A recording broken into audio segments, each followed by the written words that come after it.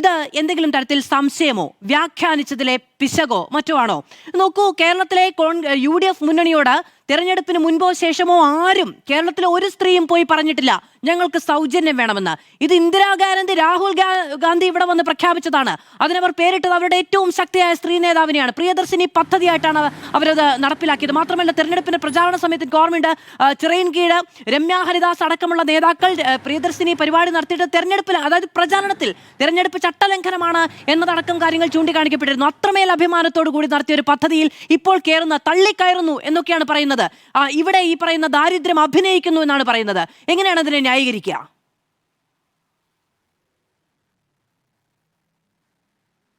മധു, ചിന്ത ജെറോമാണ് പങ്കെടുക്കുന്നത്. പേര് പറഞ്ഞതിൽ തെറ്റിപ്പോയെന്ന് തോന്നുന്നു. എന്നോട് ക്ഷമിക്കൂ ചിന്ത. ഞാൻ ചോദിച്ച ചോദ്യത്തിന്റെ ഉത്തരം ഇവിടെ ശ്രീ രാജു പി നായർ ഇവിടെ സംഭവിച്ച കാര്യങ്ങളെക്കുറിച്ച് അദ്ദേഹം വളരെ വിശദമായി തന്നെ വിശദീകരിക്കുന്നുണ്ടായിരുന്നു. അതിൽ മന്ത്രിയുടെ ഭാഗത്ത് തെറ്റുപറ്റി, അദ്ദേഹത്തിൻ്റെ പ്രസ്താവനയിൽ തെറ്റുപറ്റി എന്ന് അംഗീകരിച്ചുകൊണ്ടാണ് കോൺഗ്രസിൻ്റെ പ്രതിനിധിയായി, UDFിൻ്റെ പ്രതിനിധിയായി ഇവിടെ പങ്കെടുക്കുന്ന ശ്രീ രാജു പി നായർ സൂചിപ്പിച്ചിട്ടുള്ളത്. തീർച്ചയായും കുറച്ചധികം മണിക്കൂറുകളായി കേരളം ആകെ പറഞ്ഞുകൊണ്ടിരിക്കുന്നത് അതാണ്. UDFിൻ്റെ നയത്തിനകത്ത് തെറ്റുണ്ട്. UDFിൻ്റെ മന്ത്രി പറഞ്ഞ വാചകം അങ്ങേയറ്റം പ്രതിഷേധാർഹമാണ്. അത് കോൺഗ്രസും ഈ പാനൽ ഡിസ്കഷനിൽ വന്ന് അംഗീകരിച്ചുകൊണ്ടാണ് അഭിപ്രായം പറയുന്നത്. വേണമെങ്കിൽ മാപ്പ് പറയാം എന്നൊരു അഭിപ്രായം കൂടി അദ്ദേഹം പറഞ്ഞു. ആർക്ക് വേണമെങ്കിൽ എന്നൊരു ചോദ്യമുണ്ട്. കാരണം സ്ത്രീകളെ ആകെ ആക്ഷേപിച്ചതിന് ശേഷം വേണമെങ്കിൽ ഞങ്ങൾ മാപ്പ് പറയാമെന്ന് പറഞ്ഞാൽ ആർക്കാണ് വേണമെങ്കിൽ എന്ന് ചോദിക്കുന്ന ഒരു ചോദ്യമുണ്ട്. കാരണം ഇതിൽ മാപ്പ് പറയുക എന്നുള്ളത് ധാർമ്മികമായ ഉത്തരവാദിത്വമാണ്. ജനങ്ങൾ തിരഞ്ഞെടുക്കപ്പെട്ട ഒരു വ്യക്തി ജനപ്രതിനിധിയായി അദ്ദേഹം പിന്നീട് മന്ത്രിയാവുന്നു. അദ്ദേഹത്തിൻ്റെ ഭാഗത്തു നിന്നും അങ്ങേയറ്റം മാടമ്പി സ്വഭാവത്തോടു കൂടിയുള്ള ഒരു ഫ്യൂഡൽ കാഴ്ചപ്പാടോടു കൂടിയുള്ള ഒരു പ്രതികരണമാണ് നടത്തുന്നത്. ഇവിടെ പറഞ്ഞതുപോലെ ഇതൊക്കെ ഒരു ഔദാര്യമാണ്. സ്ത്രീകൾക്ക് തെരഞ്ഞെടുപ്പ് സമയത്ത് മാനിഫെസ്റ്റോയിൽ ഉൾപ്പെടെ UDF പ്രഖ്യാപിച്ച ഈ വാഗ്ദാനം പിന്നീട് അധികാരത്തിലെത്തിയപ്പോൾ ഒരുപാട് വെള്ളം ചേർത്തുകൊണ്ടാണ് അത് നടപ്പിലാക്കിയത്. ആദ്യം ബസ്സിൽ കയറി തെരഞ്ഞെടുപ്പ് വേളയിൽ പറഞ്ഞത് നിങ്ങൾക്ക് അമ്പലത്തിൽ പോകണോ, നിങ്ങൾക്ക് തീർത്ഥാടനത്തിന് പോകണോ, നിങ്ങൾക്ക് ടൂറിന് പോകണോ, അതിനെല്ലാം സൗജന്യമായി ഞങ്ങൾ ട്രാൻസ്പോർട്ട് ബസ്സുകൾക്കകത്ത് യാത്രാ സൗകര്യം ഒരുക്കും. അങ്ങനെ പ്രഖ്യാപിച്ച് അങ്ങനെ ഒരു സ്വാധീനം ചെലുത്തി ജനങ്ങളിൽ നിന്നും ആ നിലയിലേക്കും കൂടി സ്വീകരിച്ച വോട്ടുകളുടെ അടിസ്ഥാനത്തിലാണ് കോൺഗ്രസും UDFും വിജയിച്ച് അധികാരത്തിലെത്തിയത്. സ്ത്രീകളുടെ സോഷ്യൽ മൊബിലിറ്റി എന്നത് കൂടിയാണ്. അവർക്ക് ഈ പറയുന്ന ഒരു എന്തെങ്കിലുമൊക്കെ തരത്തിലുള്ള സാമൂഹ്യമായ പിന്നാക്കാവസ്ഥ അല്ലെങ്കിൽ ഒരു മുന്നോട്ട് പോകാനുള്ള ധൈര്യക്കുറവ്, ഇതിനെയൊക്കെ മാറ്റുന്ന തരത്തിൽ വലിയ വിപ്ലവാത്മകമായ ഒരു പദ്ധതി പ്രഖ്യാപിക്കപ്പെടുകയാണ്. അവരോടാണ് പറയുന്നത് ദാരിദ്ര്യം അഭിനയിക്കുന്നു എന്ന്. അപ്പൊ നാളത്തെ ഓർഡിനറി ബസ്സുകൾ മുഴുവനും ഈ പറയുന്നത് പോലെ, ഓർഡിനറി ബസ്സുകൾ എന്നല്ല ആദ്യം പറഞ്ഞത്, അത് പ്രിയദർശിനി ബസ്സാക്കുന്നു. പ്രിയദർശിനി ബസ്സാക്കി ഇപ്പൊ സ്ത്രീകൾക്കിനി ഈ പറയുന്ന ഓർഡിനറി ബസ്സുകളിൽ യാത്ര ചെയ്യേണ്ടതില്ലേ? ഇവരെന്താണ് ഉദ്ദേശിക്കുന്നത്?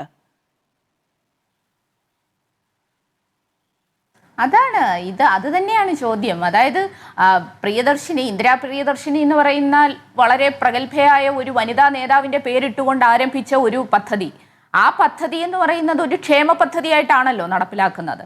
അതിൽ കയറി യാത്ര ചെയ്യാനുള്ള അവകാശം കക്ഷി രാഷ്ട്രീയ ജാതി മത വ്യത്യാസങ്ങൾക്ക് അതീതമായി എല്ലാ മനുഷ്യർക്കും, എല്ലാ സ്ത്രീകൾക്കും ഉണ്ടല്ലോ. ഇവരിത് പ്രഖ്യാപിക്കുന്ന സമയത്ത് ദാരിദ്ര്യരേഖയ്ക്ക് താഴെയുള്ളവർ അല്ലെങ്കിൽ അങ്ങനെ ഒന്നും ഒരു ബാറും, സാമ്പത്തികമായി ഒരു ബാറും വച്ചുകൊണ്ടല്ല ഈ പ്രഖ്യാപനം നടത്തിയത്. ആർക്കും യാത്ര ചെയ്യാം എന്നാണ് പറഞ്ഞത്. ആദ്യം പറഞ്ഞത് ആർക്കും യാത്ര ചെയ്യാം, എവിടെയും പോകാം. പിന്നീട് അതിന് പരിമിതി വന്നു. എവിടെയും പോകാം എന്നുള്ളതിന് പരിമിതി വന്നു. വളരെ പരിമിതമായ ദൂരം മാത്രം യാത്ര ചെയ്യുന്നു എന്ന നിലയിലേക്ക് ആ പദ്ധതിയെ മാറ്റി. അതവിടെ നിൽക്കട്ടെ. പക്ഷേ ഇപ്പോൾ എന്താ പറയുന്നത്? ഈ പദ്ധതി സ്ത്രീകൾ ദുരുപയോഗം ചെയ്യുന്നു എന്ന നിലയിലേക്കെല്ലാം അഭിപ്രായ പ്രകടനങ്ങൾ നടത്തുകയാണ്. എന്നിട്ട് അദ്ദേഹം ഇപ്പോഴും പറയുന്നത് അദ്ദേഹത്തിന്റെ വാക്കുകൾ നമ്മൾ ഉൾക്കൊണ്ടതിനകത്ത് വന്ന തെറ്റാണ് എന്ന നിലയിലാണ്. അതൊരിക്കലും നമുക്ക് അംഗീകരിക്കാൻ കഴിയുന്ന കാര്യമല്ല. ശ്രീ CP ജോൺ അധികാരത്തിലെത്തിയ സമയത്ത്, സത്യപ്രതിജ്ഞയൊക്കെ ചെയ്യുന്ന സമയത്തൊക്കെ അദ്ദേഹം പറഞ്ഞത് ഇന്ത്യയിലെ ഏക കമ്മ്യൂണിസ്റ്റ് മന്ത്രിയായി ഇതാ ഞാൻ സത്യപ്രതിജ്ഞ ചെയ്യാൻ പോകുന്നുവെന്ന്. എന്നിട്ട് ഇപ്പോൾ നാം കാണുന്നത് അദ്ദേഹത്തിന്റെ മനോഭാവം അങ്ങേയറ്റം തീവ്ര വലതുപക്ഷ നിലപാടിലേക്ക് അദ്ദേഹം മാറിയിരിക്കുകയാണ്. ഒരു ഫ്യൂഡൽ കാഴ്ചപ്പാടോടുകൂടി മാടമ്പി സംസ്കാരം ഉയർത്തിപ്പിടിച്ചുകൊണ്ട് ഇതൊക്കെ ഞങ്ങളുടെ ഔദാര്യമാണ്, നിങ്ങൾ അനുഭവിക്കുന്നതെല്ലാം ഞങ്ങൾ നിങ്ങൾക്ക് നൽകുന്ന ദാനമാണ് എന്ന നിലയിലേക്ക് പറയുകയാണ്. ഇത് വലിയ പ്രതിഷേധമാണ് ഇതിന്റെ ഭാഗമായി ഉയർന്നു വരുന്നത്. ഒരിക്കലും ഈ ഒരു സമീപനം സ്വീകരിച്ചുകൊണ്ട് ഒരു ഭരണാധികാരിക്കും ഒരു മന്ത്രിക്കും മുമ്പോട്ട് പോകാൻ പറ്റില്ല. ഇത് UDFന്റെ നയമാണ്. UDFന്റെ നയം എന്ന് പറയുന്ന കുറച്ച് ദിവസങ്ങളായി നമ്മൾ കണ്ടുകൊണ്ടിരിക്കുകയാണ്. എന്തുമാത്രം സ്ത്രീ വിരുദ്ധമാണ്, എന്തുമാത്രം മനുഷ്യത്വ വിരുദ്ധമാണ്.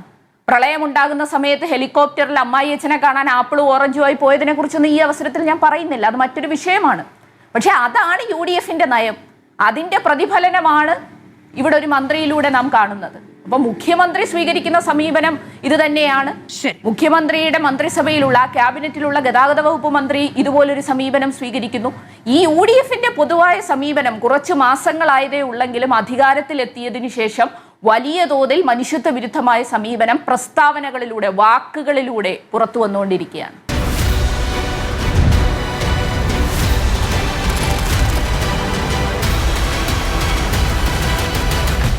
Debate with Madhu Saji.